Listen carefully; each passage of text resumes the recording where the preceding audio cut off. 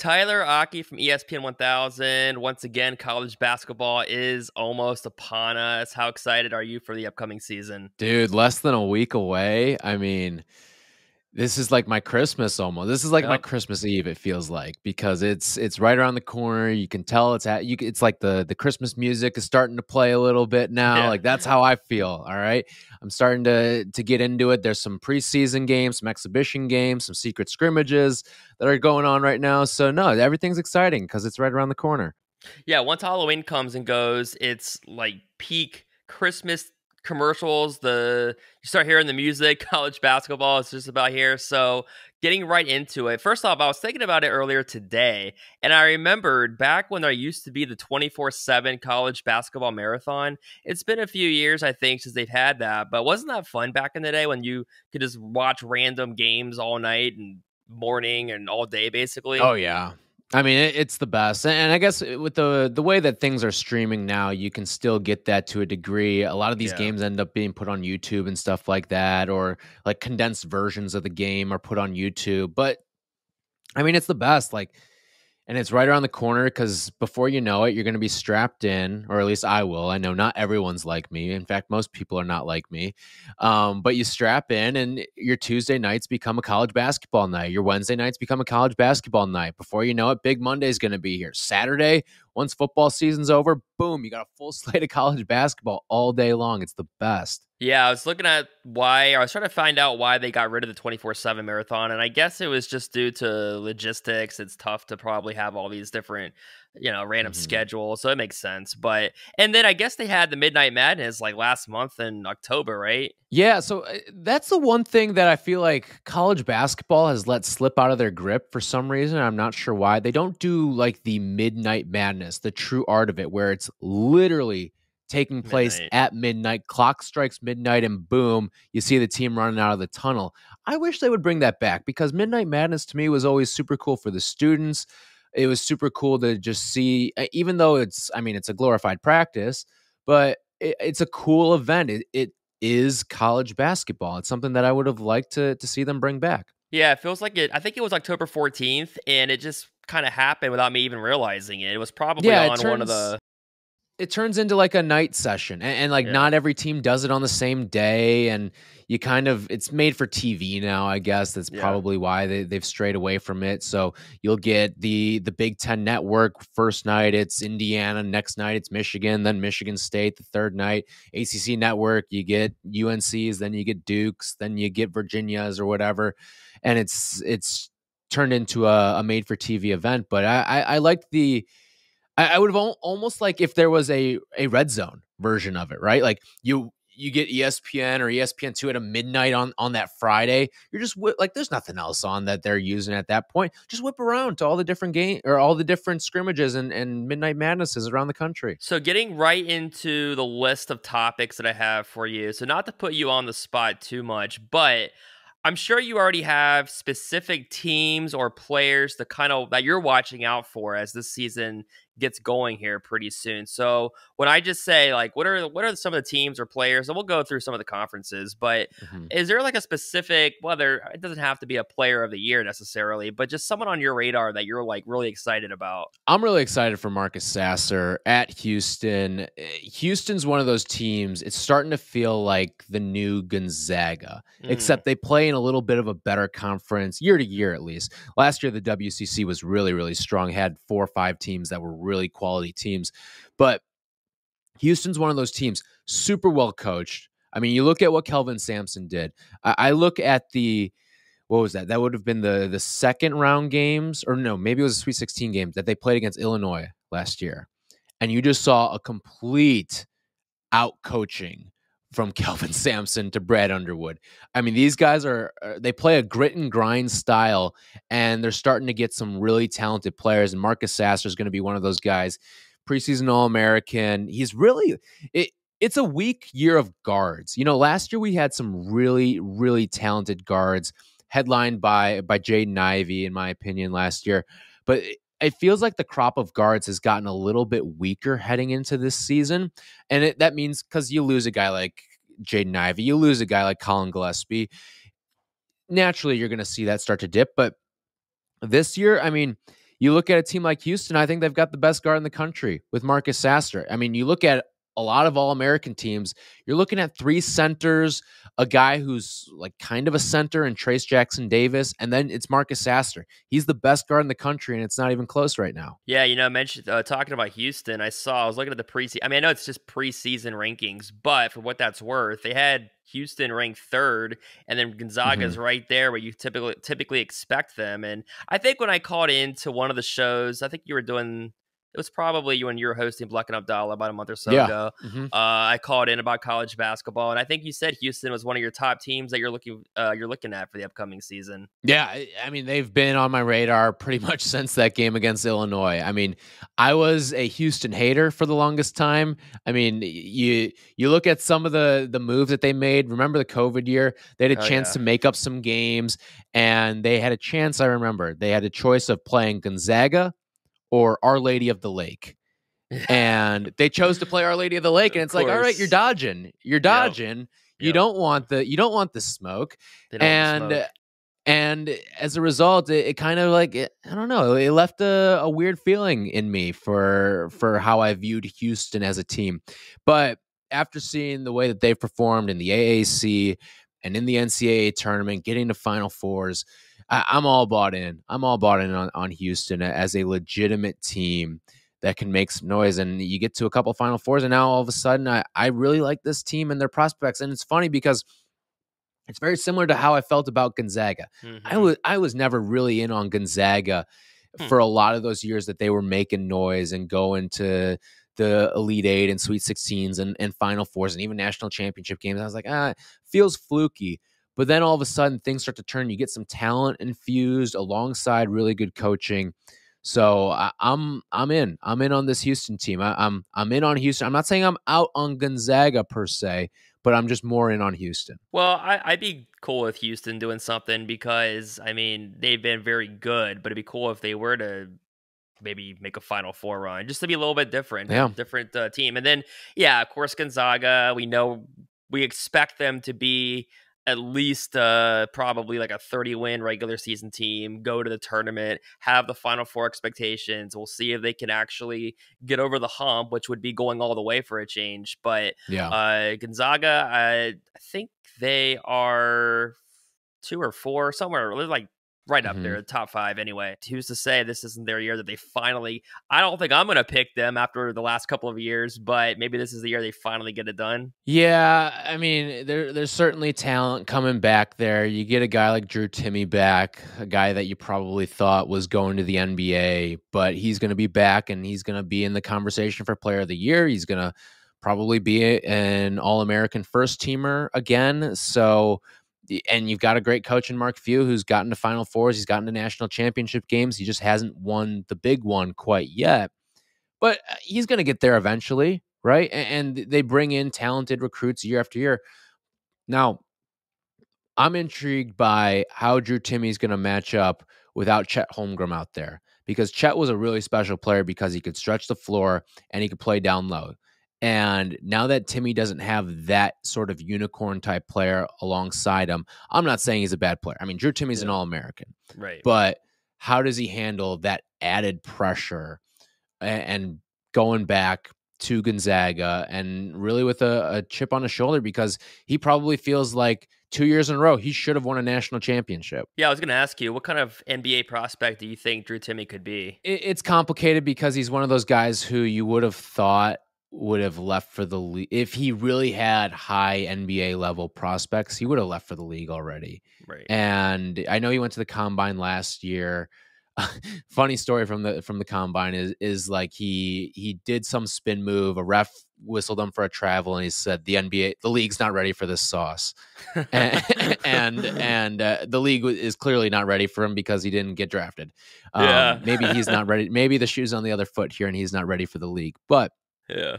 um, I could see him being a guy who he may have a spot on a roster, but I don't see him being a guy who's going to make some long term impact in the league. Well, I know based on his interviews in the tournament last year, maybe he's got a media career in his future anyway. For So, sure. Yeah. all right. Yeah. So going conference by conference a little bit, and obviously not every conference, but a few of the main ones. So like the Big Ten, starting there. I'm actually gonna. This was Gideon's question. So he said, Okay. how will the Illini look different this year? Do they have a chance without Kofi? So, what do you think about the Illini going into this upcoming year? So Illinois is a really interesting team this year because of the fact that they have a lot of transfers coming into their program this year. They're probably like around in the 20-ish or so mark of teams that I would look at. They bring in Matthew Meyer, who comes over from Baylor. He won a national championship with Baylor. I mean, Illinois did some damage in the transfer portal. They also bring in Terrence Shannon, who's a Chicago guy. He started his career at Texas Tech. He's one of the best transfers in the country. They're in an interesting spot, and they also got a late addition to their freshman class with Sky Clark, a guy who once upon a time was committed to Kentucky, decommitted, and ends up now with the Illini. So there's plenty of talent on this Illini roster.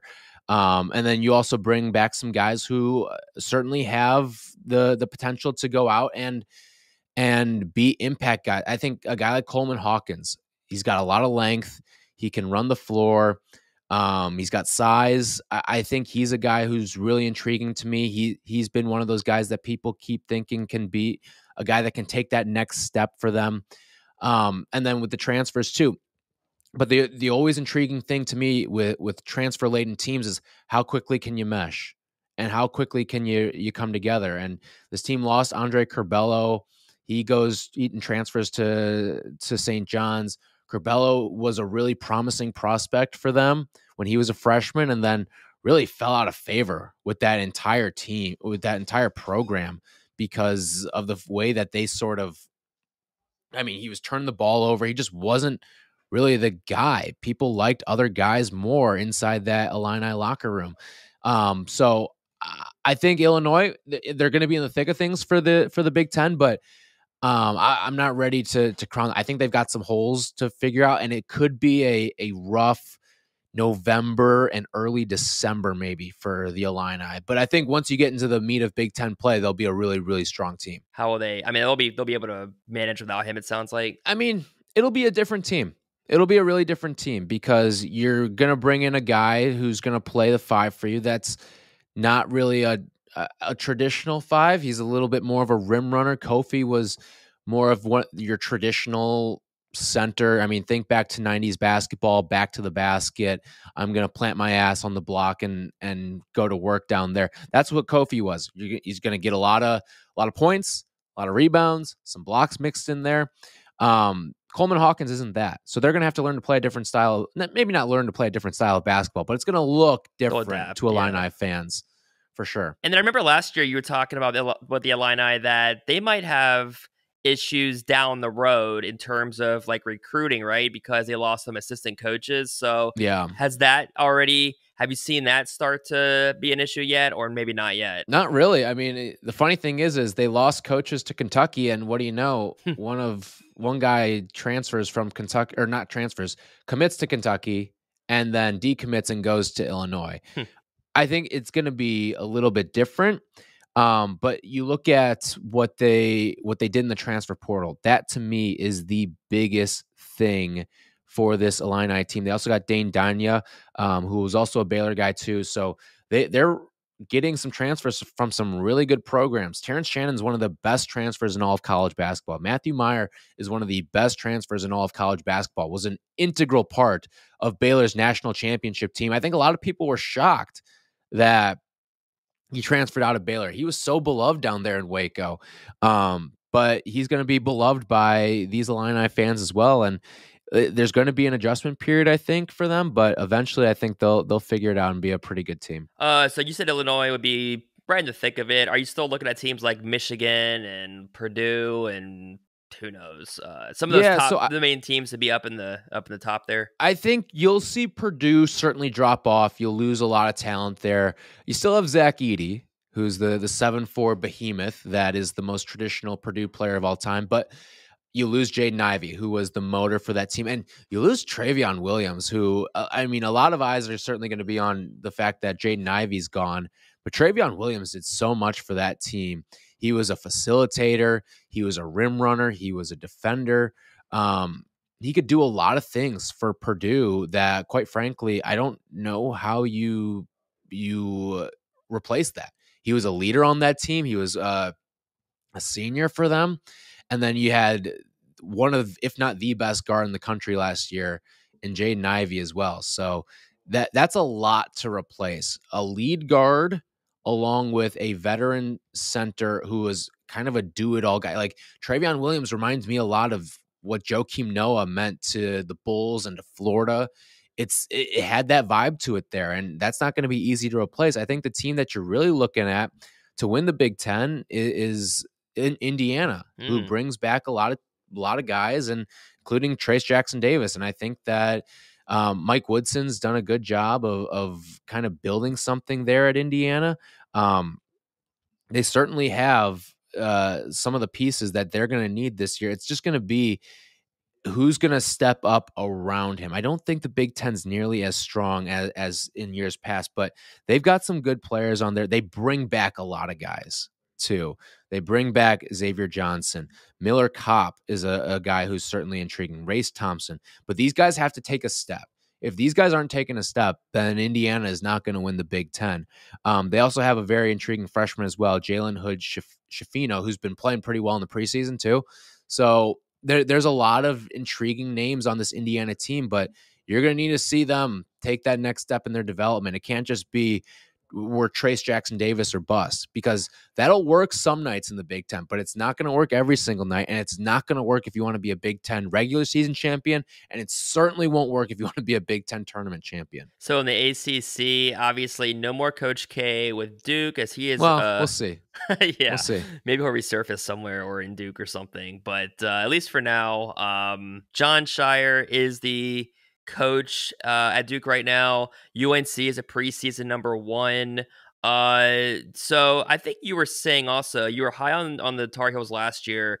I think you're probably still high on them, but maybe not as high as you were last season. But now it's Hubert Davis, the second year behind the helm or at the helm in North Carolina. And then, just ACC in general. So do you expect much of a Duke drop off without Coach K? Will they even be maybe better, or will that really be immaterial when you consider who they have maybe on the roster, things like that? I think it's going to come down to how well does John Shire play the bad cop role. Because I think when you look at recruiting, there's good cops and bad cops. And the good cops are usually the guys that are doing a lot of the legwork on the recruiting trail and telling a lot of these players the things that they want to hear. And then it's the head coach that ultimately plays the bad cop role and is the one that ultimately delegates the minutes, determines who's a captain, determines who's starting, right. Really determines your outlook as a college player and potential NBA prospect. Now John Shire's got to play that role. And I mean, John Shire is one of the nicest guys in the world. I don't know if he has it in them. And that's not necessarily a bad thing. Right. All right. I think he's going to be a really good coach, but it's surprising to see a guy like that with that demeanor be the head coach of the Duke Blue Devils right now. And I mean, he's going to bring in recruits. He's got an amazing recruiting class. I mean, it's top 10 guy after top 10 guy after top 10 guy on that team. But, I mean, UNC brings back a team that was well ahead in the first half of the national title game and nearly came away with yet another title for the Tar Heels. But a lot of people are comparing UNC to UCLA from a year ago, because it's the double-digit seed or a high seed that makes it to the Final Four, makes this unprecedented run. I mean, UNC wasn't a double-digit seed; they were in the 8-9 matchup, but they make that unprecedented run to the Final Four, and it's just like, all right, is this just going to be a flash in the pan? I mean, UCLA was good last year. Like, let's not forget that UCLA went to the Elite Eight and lost to this. Ironically, the Carolina Tar Heel team. So, I still think this is a really high ceiling for UNC. I mean, you don't go into the preseason ranked number 1 for nothing there. Right. I'm I'm still high on them. I think that they're bringing back a ton too. I mean, you look at what they lost out of their starting five. They lost Brady Manick, who was a huge piece for them in the regular season, and I mean, quite frankly, he's going to go down as a Carolina legend. Even though he was only there as a grad transfer for one season, people in Chapel Hill love that dude. When this Final Four team is brought back and recognized, Brady Manick's going to get the loudest ovation of all these guys. No doubt in my mind about it.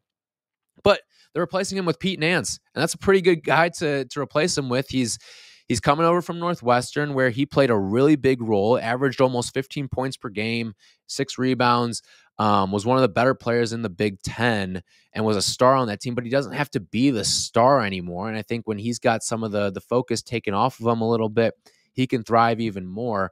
And I mean, he's got pedigree. His dad's Larry Nance Sr., his brother's Larry Nance Jr. There's NBA pedigree there. I think Pete Nance is going to have a really, really strong season. And he can shoot the three ball. He shot the three 45% last year.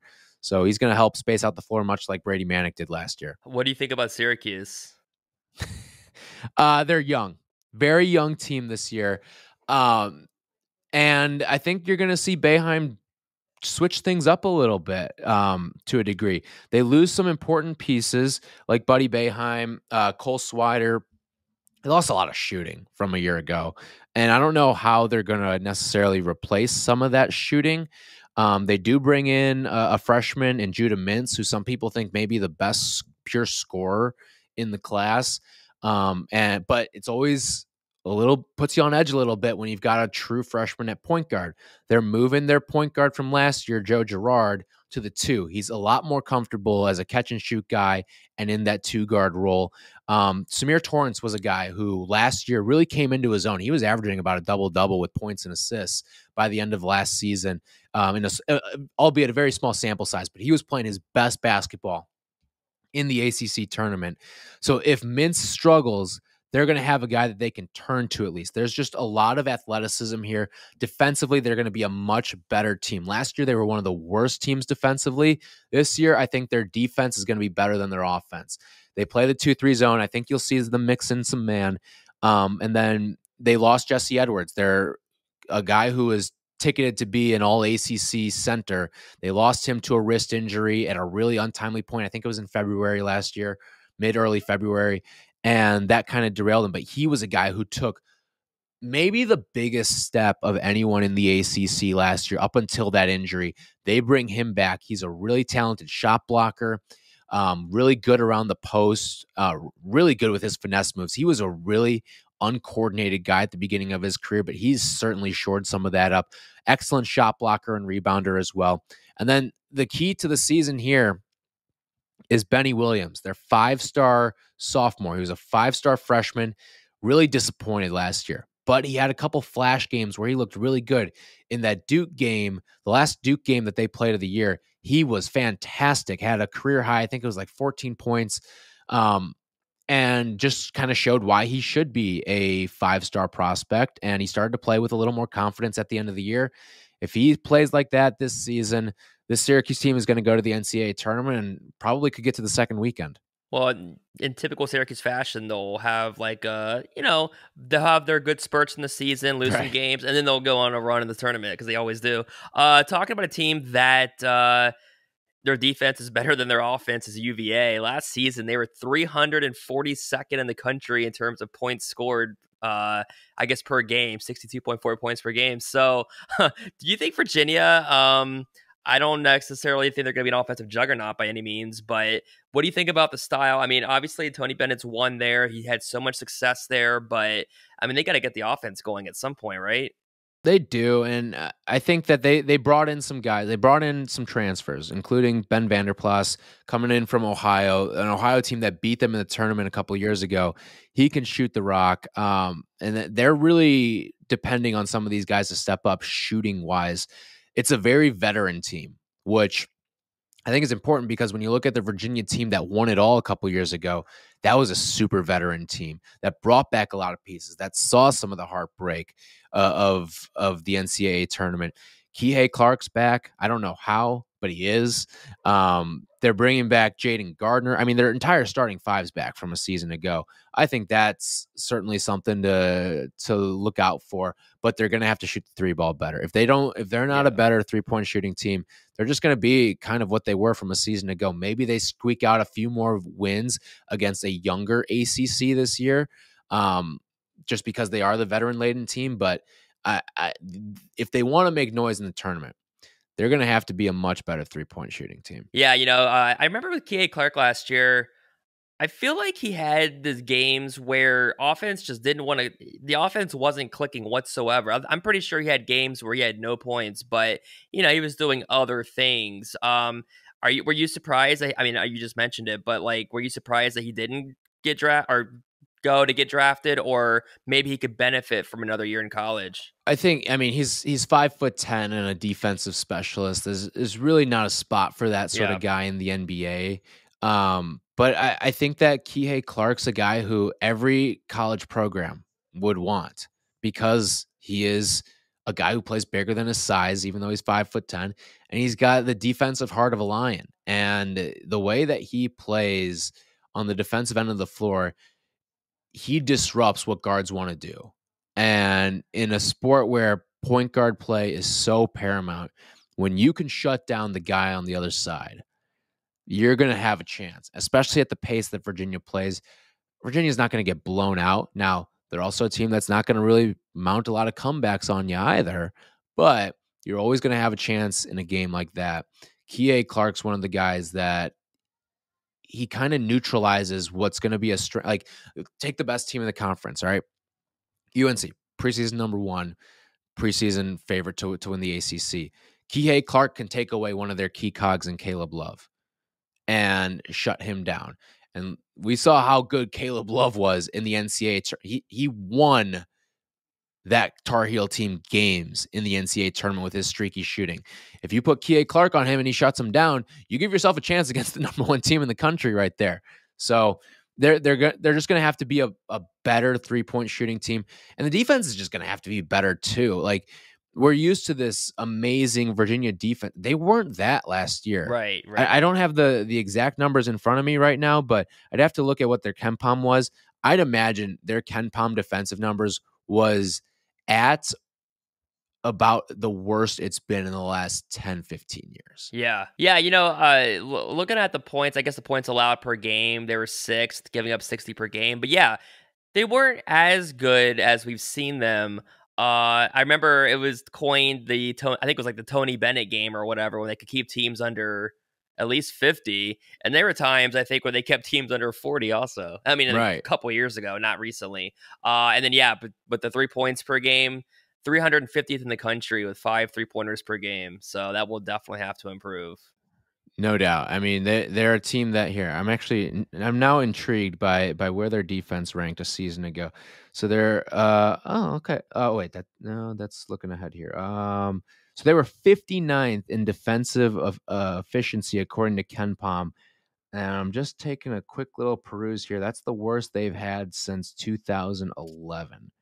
So it's the worst they've had in 11 years there, Yeah. and by a pretty significant margin. I mean, this is a team that's used to being in the top 10, top 5, and I mean, for a lot of years they finished 1 or 2 defensively, and they just weren't that team last year. Looking at the SEC, so Tennessee had a pretty big year last year, knocking out my Longwood Lancers in the tournament. Auburn, was up there.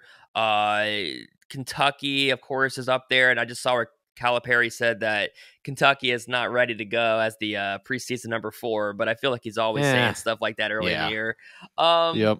but yeah, so Auburn, Tennessee, Kentucky. Are you expecting those usual suspects right there to be up there? Is Alabama going to be better than last year? What are you looking at there? So I think Auburn takes a dip. You lose a guy like Jabari Smith, and you bring back some of the guys that I think maybe took away from Jabari Smith a little bit.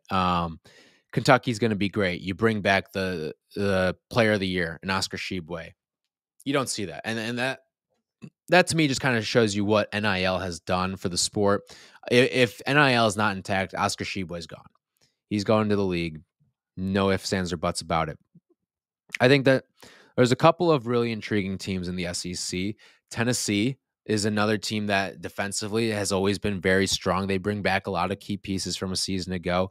Arkansas is going to be really good. I think Alabama's got a lot of really talented freshmen this year. So I'm intrigued by all that. But I Kentucky's going to be really good, but I really like this Tennessee team. They lock down defensively. They're a team that I really liked last year. I think I picked them to go to the Final Four last year. Um, but and obviously that got cut short when they when they lost to Michigan in the ACC or in the NCAA tournament. But there's just a lot of different factors that go into what can happen in the SEC. Like, I mean, can Arkansas take that next step? I think this is one of the better coached conferences in college basketball. When you look at Eric Musselman, Todd Golden's a guy who's really intriguing. He's coming over from San Francisco, and is going to be a first year coach with Florida. And he built up that San Francisco program really well. Some people think he could be the coach of the year in the conference, especially if Florida has a really good year. But there's 6 new head coaches in the SEC this season. So there's a lot of turnover, but there's still a lot of really good coaches. I think Nate Oates is really good. Rick Barnes, especially in the regular season, really good. Bruce Pearl, fantastic. So there's a lot of really intriguing teams in this SEC. I don't think they'll be the leader in terms of getting teams into the tournament. But when we get to the Sweet 16, you could see them being one of the leaders in terms of having the most Sweet 16 teams. Yeah, just thinking about the ACC, they had a really good run in the tournament last year after kind of a Yeah. weird, mediocre regular season. It felt like, and I remember Arkansas had a nice run as well, didn't they, for the SEC? Yeah, I mean, Arkansas is always one of those really scrappy teams that it's funny because they kind of change their identity at times. They'll go from really getting after it and trying to run on you, and then you get some teams that will revert back to more defensive ways. Just looking at what they bring to the table this year, they're going to be a young team. They're projected to start 3 freshmen on opening night. They lost a lot of really important players. I mean, just looking through, they're losing 4 double-digit scorers from a season ago, and they're also losing Chris Likes, who was a double-digit scorer before he transferred to Arkansas from Miami. So but that's the thing. They've been able to go out and recruit really well. So can those guys mesh quickly? It's going to be interesting. I don't know if they're tournament ready, if that makes like this could be a team that gets upset early. But the great equalizer is Eric Musselman, and he coaches his guys really well. Dave Farley's Arizona Wildcats, West Coast Biases, UCLA Bruins, Pac-12. I remember a couple of years ago, it was like Oregon was just killing it, and then they got beat up by, I want to say, was it Iowa in the tournament? And then last year, Oregon had a really down year. So, Well, no, they actually beat Iowa in the tournament a couple years ago. That was yeah. Luca Garza's Oh, they team. beat Iowa. Right. Okay. hmm That's right. Yeah. So with the Pac-12, what do you think about the makeup out there? I look at there's a couple of storylines here. UCLA, first of all, brings back a lot of really talented players. Once again, they're probably one of the best blends of talent and experience in the conference. Just looking, I mean, they'll have the preseason player of the year in Jaime Jaquez, who has been really, really good.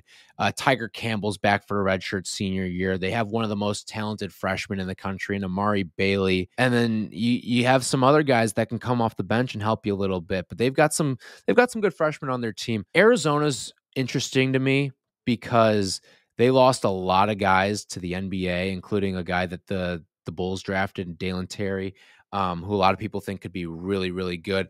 But they also lost Ben Mathurin, top 10 pick, who I think could be the rookie of the year in the NBA.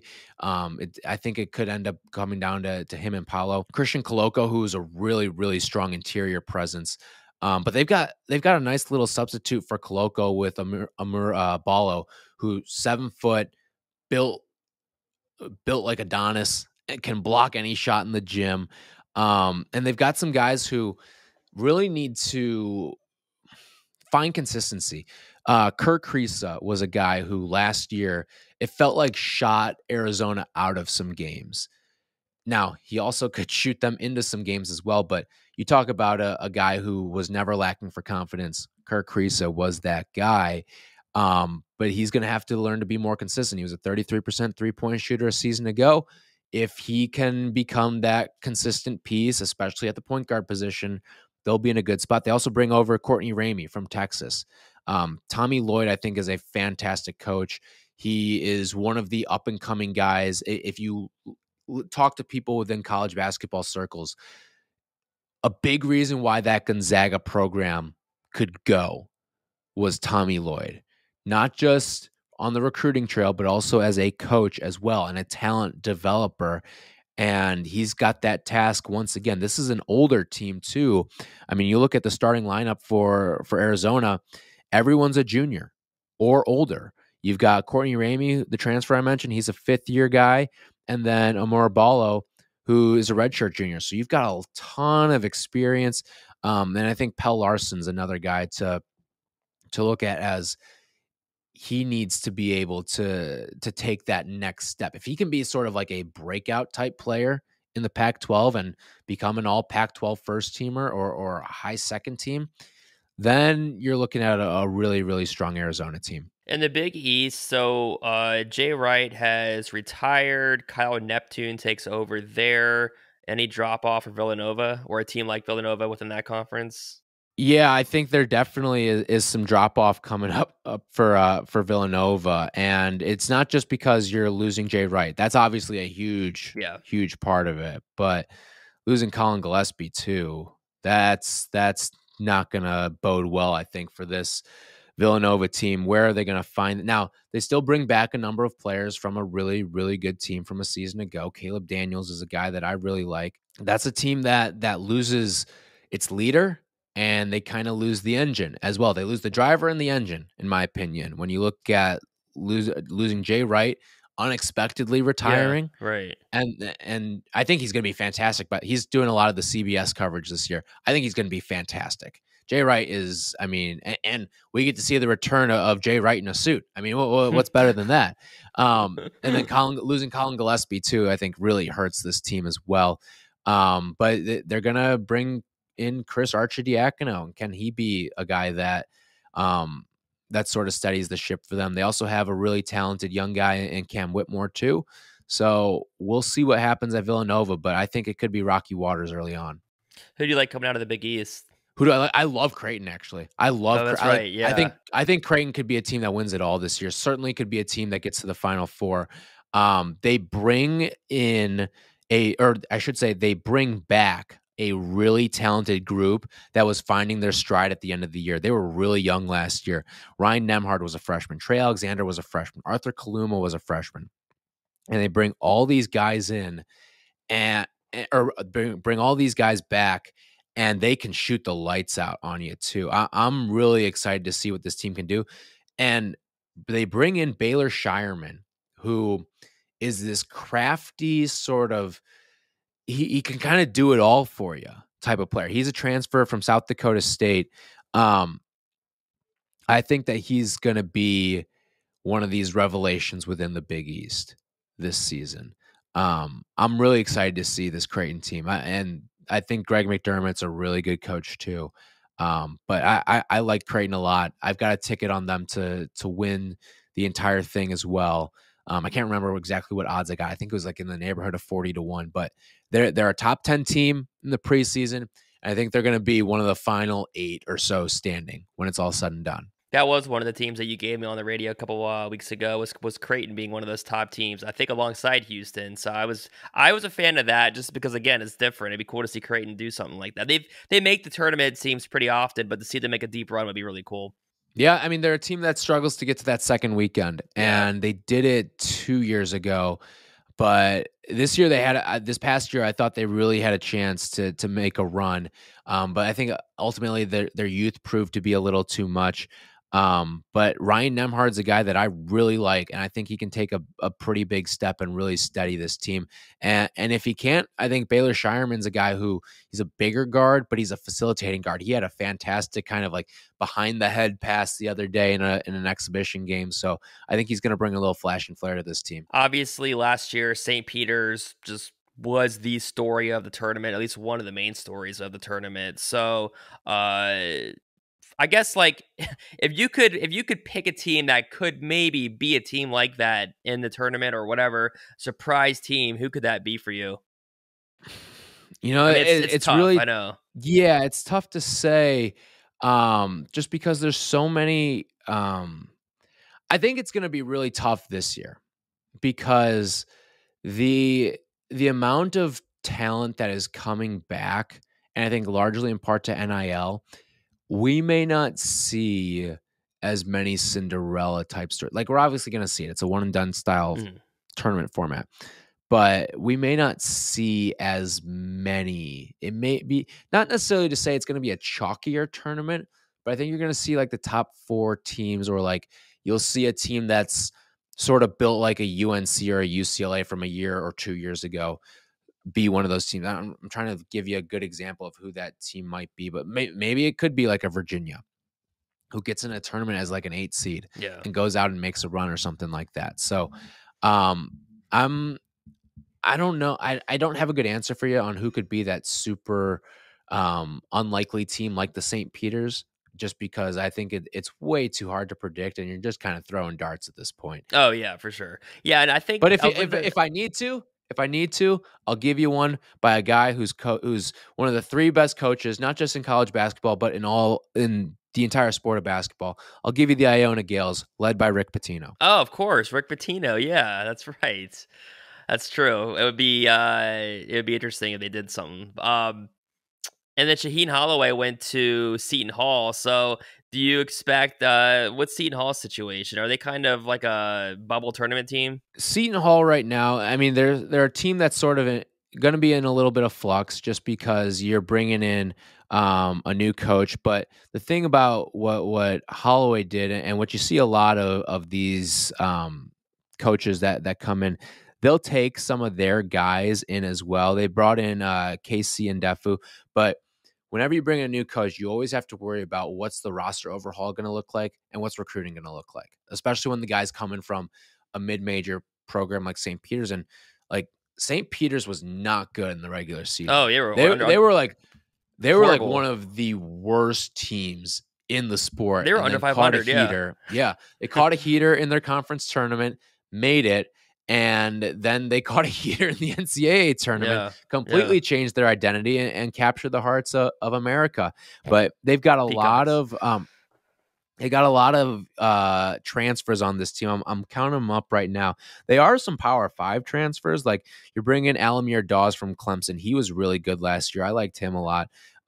You're bringing in Femi Odukale from Pitt, Dre Davis. So you're bringing in actually a lot of physical guys, but you're also bringing in guys from schools that people have never heard of too. One of the Yeah. guys that's transferring in Jaquan Sanders. Or actually, I should say these guys are coming from high school. So their freshman class is certainly going to be interesting this year. But I like their point guard, Kadari Richmond. He's a guy who actually transferred from Syracuse a couple years ago. But he's just one of those long, physical guys on the perimeter. He's going to be one of the best defensive players in the Big East. The problem with him is, can he give you 40 minutes of effort? And for a guy who's one of the best defensive players in the Big East, last year he averaged 26 minutes a game. You want those guys to be able to average you somewhere in the neighborhood of 33, 34. And if you're a really thin team, you'll see them in conference play be playing 37, 38 minutes a night. And I don't know if he's got that in him right now. How about Longwood? They're on your radar now because I've bugged you enough about them. But You have. You are you have. seeing are you seeing like because I know in the Big South it's I'm throwing a team out there, Winthrop for instance, that's been in the tournament before and has typically been pretty good, and some other teams in that conference. But I don't know if you've kept up with Longwood or not. But do you see them maybe being another team that I mean they were pretty good last season and obviously got into the tournament as a what were they at 14? I want to say against Tennessee. So what do you think about Longwood this year? I like the coach. Griff Aldrich's a great Yeah, story. yeah. And the thing about it is, in these conferences, can you do it again? Because the thing about these mid-major conferences is sometimes you see them pop up every 4 years. Yeah, a team will pop up every 4 years and they'll kind of struggle because they just had a super experienced group. They caught lightning in a bottle with a senior class, and it allowed them to thrive. We'll see if Longwood. I'm looking through. Okay, so let's see. Looking through their roster right now. I mean, they kind of have the formula to do it again. You don't lose a lot of players. Now, you do lose a guy, Justin Hill, who averaged 14 points per game for you last year. But I'm looking at the starting lineup right now. Grad, junior, junior. You got two seniors that are going to be significant pieces off the bench, a couple juniors that are going to come off the bench. That's what I mean, this team doesn't have a single freshman on it. They didn't go out and recruit. They just brought in a couple of transfers. So they could be a team that does it again and takes the Big South. Yeah, that's right. Justin Hill went to Georgia, and if I'm not mistaken, they were awful last season, so they could probably use him. And they fired their coach too. They fired Tom Crean. That's right. Yeah, is he anywhere now, or is he just out of coaching right now? I believe he's out. I wouldn't think. I think he's doing media right now. That makes sense. He's doing media right now. Before the very last question I have for you, is there any obscure team or player or conference that we didn't talk about that you're just pumped about for this season? Obscure player or doesn't have to be obscure, but it could just be anyone that we didn't talk about that you're just like this guy or this team. You know, I like the way TCU played last year. TCU. And that's not necessarily like they're not like an obscure team, but last year, yeah. I mean they had the that Arizona team in their grasp, and they could have pulled that one out. But I like the way that Jamie Dixon coaches that team. He always was a thorn in the side of a lot of Big East and ACC teams. Now he's going and coaching at his alma mater. It's taken him a little bit to find his footing, but I like TC. I just like the way I liken it a little bit to why I like Houston. I just like the style of play and how it reflects on the coach. And that's what TCU is with Jamie Dixon. Do you have your Final Four or championship set up? Okay. Let me. If I pull up a list of teams here, I'll be able to give you a Final Four. I think Houston's there. Yeah. I brought up Creighton earlier. I think they're going to get there. I think we'll see North Carolina get there. And then there's probably going to be a weird team. I'll go with UCLA. I think UCLA can get there as well. Those are four teams that I really like heading into this year because UCLA is going to be a combination of really good coaching with Mick Cronin. You're going to have one of the best players in the sport with Jaime Jaquez.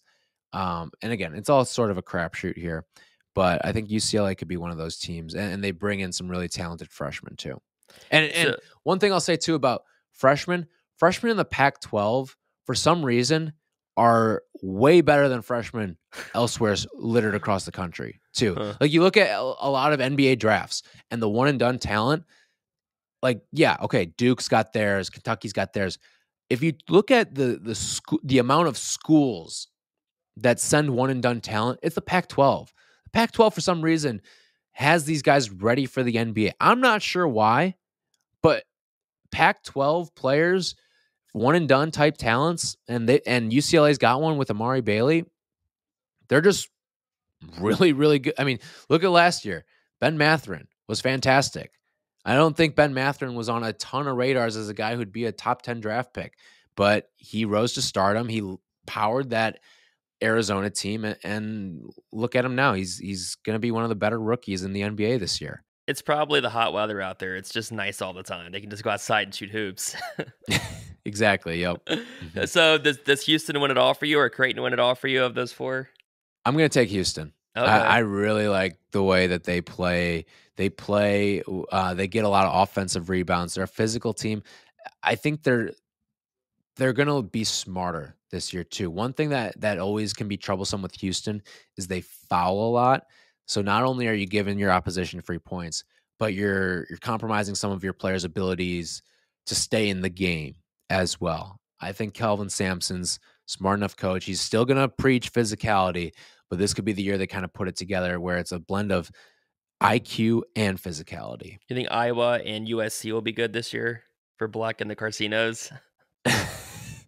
I mean, Iowa's going to need Murray, the other Murray, to really step up this year. I mean, losing Keegan Murray is not easy. Chris Murray is going to have to take a big leap this year. As for USC, I don't know a whole heck a lot about them this year. They haven't really been on my radar. Yeah. But anything can go in the Pac-12. You never know. Yeah. Like the Pac-12 is Right. weird. Pac-12 is weird every year. You never know who's going to be good. You never know who's going to come back. I mean, they do bring back a couple of really good pieces. They bring back Boogie Ellis, who I liked when he was at Memphis. Drew Peterson's a really good shooter. I mean, this team can shoot. Just looking at some of the numbers that I've got in front of me right now, this team can shoot. Oh, they do have a guy who transferred into their program last year that I really like. Joshua Morgan came in from, I believe it was Pepperdine. It was one of those West Coast schools. 6'11", long, can do a little bit of everything, can block some shots. I like him as a big off the bench. And then they've got a couple of good freshmen too. So a couple top 50 freshmen. So USC could be Awesome. all right. Well, we've got it all down, so we'll compare notes in March to see how it all shakes out. Thanks again for chatting some college hoops. And yeah, as always, it's a pleasure. Anytime, Will. Appreciate it.